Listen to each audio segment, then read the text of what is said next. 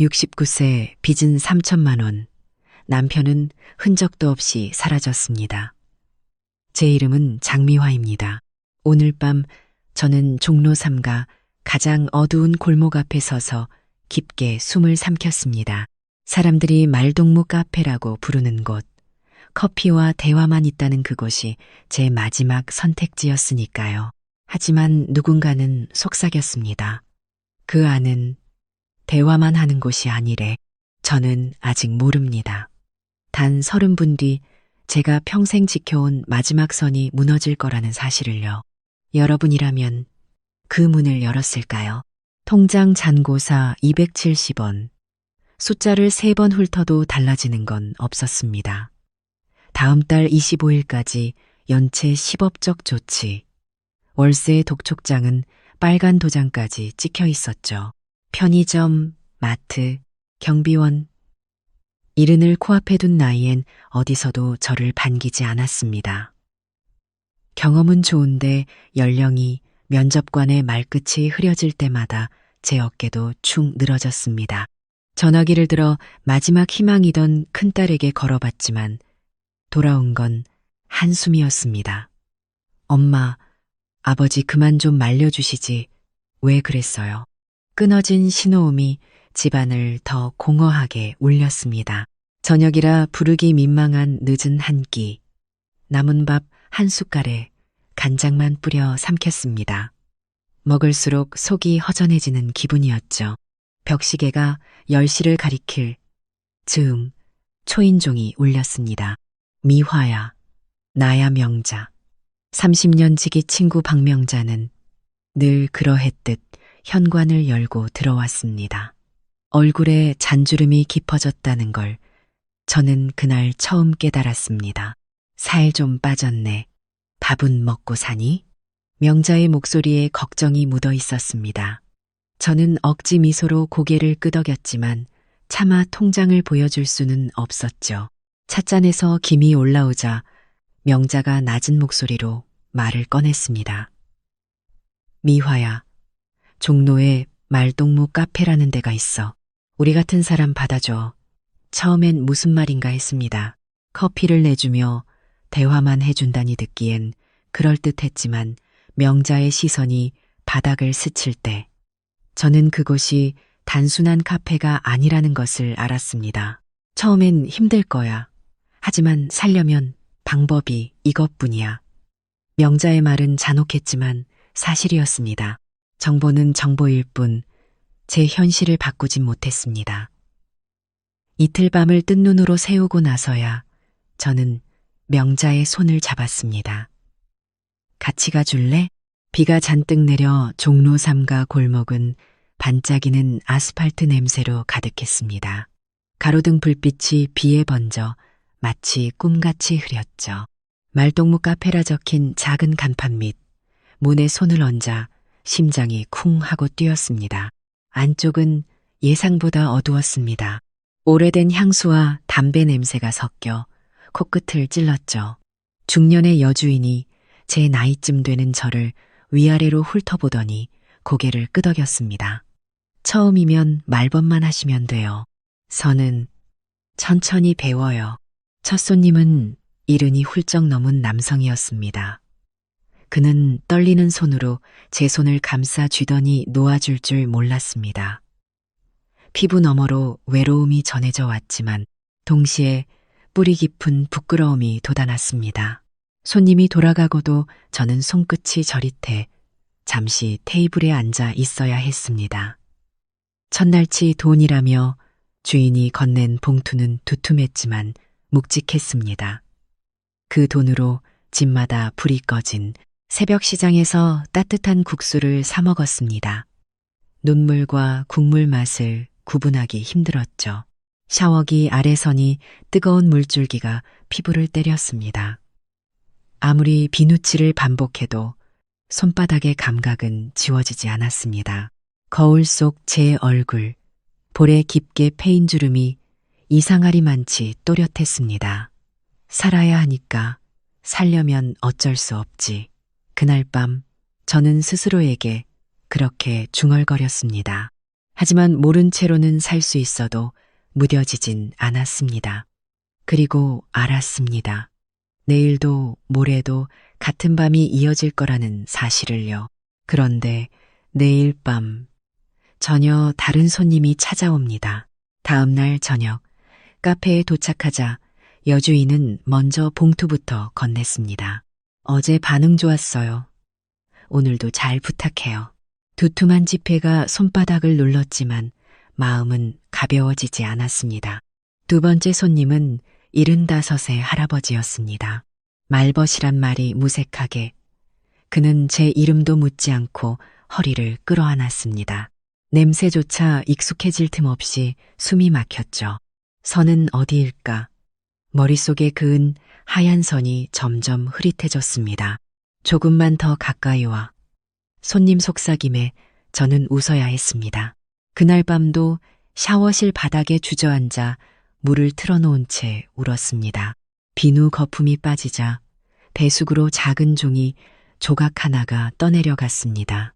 내 존엄도 저렇게 흘러가고 있겠지. 사흘째 되는 날 여주인이 카운터 뒤로 저를 불렀습니다. 미화 씨, 단골 어르신 한 분이 특별히 찾으세요. 말뿐 아니라 차 한 잔 외에서 만나고 싶다네요.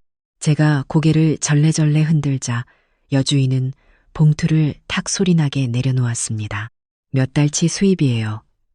거절하기엔 너무 크죠. 그 순간 두툼했던 봉투가 돌덩이처럼 무겁게 보였습니다. 집으로 돌아오는 버스 창밖, 빗물이 네온사인을 번지게 만들었습니다. 저는 창에 기댄 채 스스로에게 물었죠. 사는 게 먼저라며? 그 선 정말 지켜야 할까? 다음 날 저는 봉투를 들고 카페로 향했습니다. 여주인은 알겠다는 듯 미소 지었고 저는 마지막 선마저 지워버렸습니다.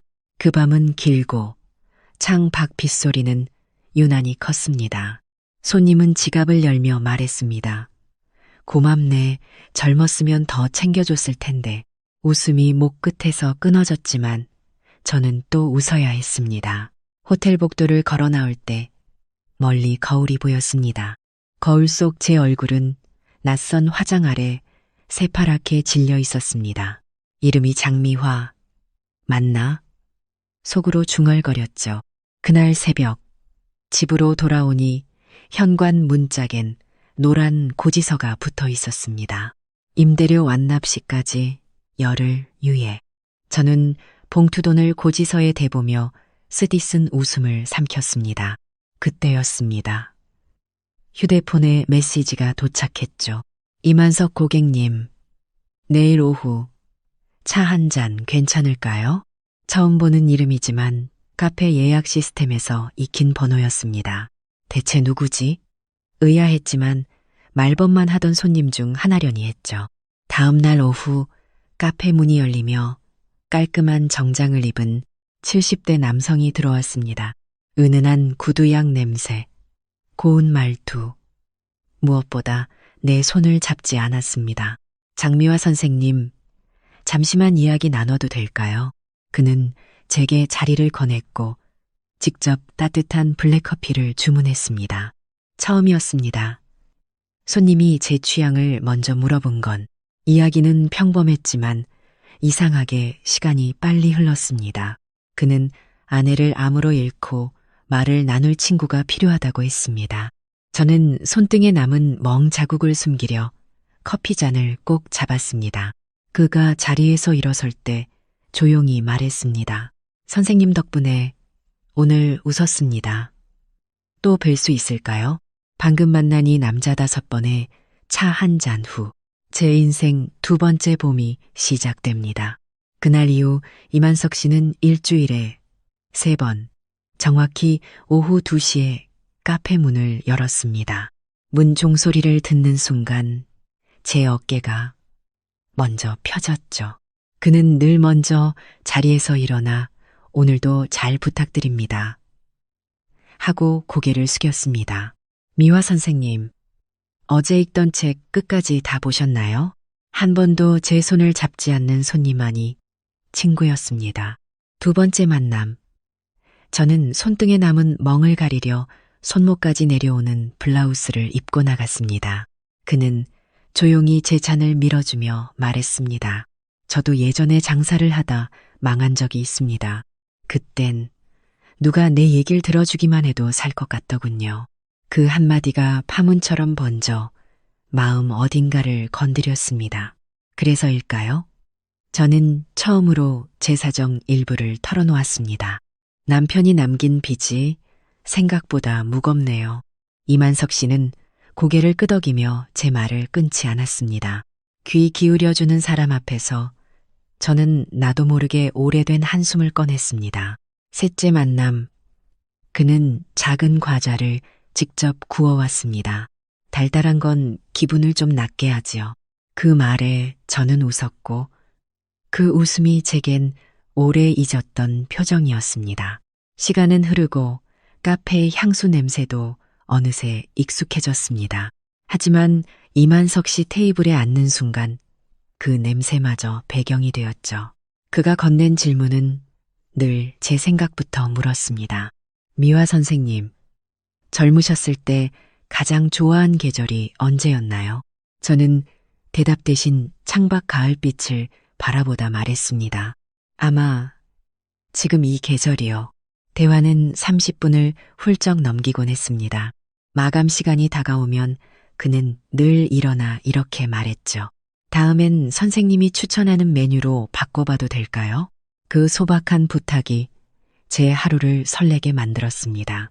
그가 가고 난 뒤 여주인은 슬쩍 다가와 귀띔했습니다. 그 손님, 다른 여자들에겐 관심 없더라고요. 저는 대답 대신 카운터 수첩에 2시만석이라 적었습니다. 네 번째 만남. 그날은 비가 내리지 않았지만 두 사람 다 우산을 들고 왔습니다. 혹시 나중에 비 올까 봐요. 우리는 동시에 같은 말을 하고 웃었죠. 커피잔이 비워질 즈음 그는 작은 봉투 하나를 꺼냈습니다. 안에는 네잎 클로버가 눌린 책갈피와 메모지가 있었습니다. 좋은 사람을 만나게 해준 행운이라서 나누고 싶습니다. 그 순간 제 가슴이 먹먹해졌습니다. 손님을 향한 미소와 사람을 향한 미소는 이렇게 다르구나. 저도 모르게 봉투를 가슴에 꼭 안았습니다. 그날 밤 거울 앞에 섰습니다. 지난 한 달간 깊어졌던 다크서클 대신 볼에 은은한 홍조가 돌았습니다. 언제 이렇게 달라졌지? 손바닥엔 더 이상 멍자국이 없었지만 마음 한구석엔 알 수 없는 미안함이 싹트기 시작했습니다. 5번째 만남. 그는 카페 문을 열자마자 숨을 고르며 말했습니다.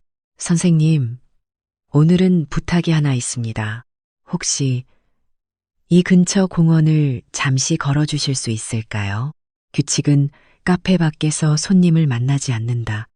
하지만 입술이 먼저 대답했습니다. 네, 잠깐이라면요. 그 대답이 생각보다 큰 물결을 불러올 줄은 몰랐습니다. 공원 입구 벤치. 막 첫걸음을 때려던 순간 이만석 씨의 얼굴이 창백해지더니 몸이 휘청였습니다. 만석 씨. 손을 뻗자 그는 가슴을 움켜쥐고 무릎을 꿇었습니다. 지나가던 행인이 119에 신고했고 구급차 사일에 니밤 공기를 가르며 다가왔습니다. 병원 복도에 선이 흰 형광등이 눈을 시리게 했습니다. 간호사는 가족 연락처를 물었지만 저는 알지 못했죠. 2시간 뒤 뛰어오는 여성이 있었습니다. 35쯤이 만석 씨를 닮은 눈매. 혹시 아버지 친구세요? 그녀가 물었습니다. 저는 숨죽여 고개만 끄덕였습니다. 그녀가 곧 알게 되겠지. 종로 3가 카페라는 사실을. 이지훈. 그는 딸이었습니다. 아버지를 그런 곳에서 만났다고요? 목소리엔 경계가 묻어났습니다. 저는 떨리는 숨을 몰아쉬며 대답했습니다. 말이 필요하셨던 것뿐입니다. 그때 간호사가 문을 열며 말했습니다. 보호자분, 환자분이 깨어나셨어요. 이지윤이 먼저 들어가고 저는 문 앞에서 망설였습니다. 미화 씨, 오셨나요? 창가에 누운 이만석 씨가 손짓했습니다. 그의 목소리는 약했지만 눈빛은 또렷했습니다. 아버지, 이분이 이지훈이 말끝을 흐릴 때 그가 딸을 바라봤습니다. 지훈아, 이분 덕분에 내가 다시 웃었단다. 그걸로 충분하지 않니? 이지훈의 눈동자가 흔들렸습니다. 저는 고개를 숙이며 속삭였죠. 더는 찾아뵙지 않겠습니다. 폐가 될까? 두려워요. 그때 이만석 씨가 제 손을 따뜻하게 잡았습니다. 내가 원해 찾아온 사이인데 누가 폐라 말하겠어. 그날 밤 저는 카페 여주인에게 전화를 걸어 오늘부로 그만두겠습니다. 라고 말했습니다. 봉투돈보다 더 큰 결심이었습니다. 며칠 뒤 병원 카페에서 만난 이지훈이 조용히 말했습니다. 아버지가 회복되시는 동안 우리 센터에서 어르신 말벗 상담사 모집 중인데 지원해 보시겠어요? 뜻밖의 제안에 숨이 막혔지만 내가 가장 잘하는 일, 누군가의 이야기를 듣는 일을 생각하며 고개를 끄덕였습니다. 첫 출근 날 센터 유리문에 비친 제 모습은 종로 3가 거울 속 그 여자와 달랐습니다. 어깨가 곱고 눈빛이 맑았습니다. 한 할머니가 제 손을 꼭 잡았습니다. 선생님 덕분에 마음이 놓여요. 그 말이 어느 봉투보다 따뜻했습니다. 이만석 씨는 휠체어에 앉아 환히 웃었습니다. 미화 씨, 우리 둘 다 새 직장이 생겼네요. 삶을 살게 해준 사람에게 제가 해줄 차례입니다. 늦은 사랑도 성장입니다. 경험은 누군가의 빛이 됩니다. 존엄은 선택할 수 있습니다. 다음, 화.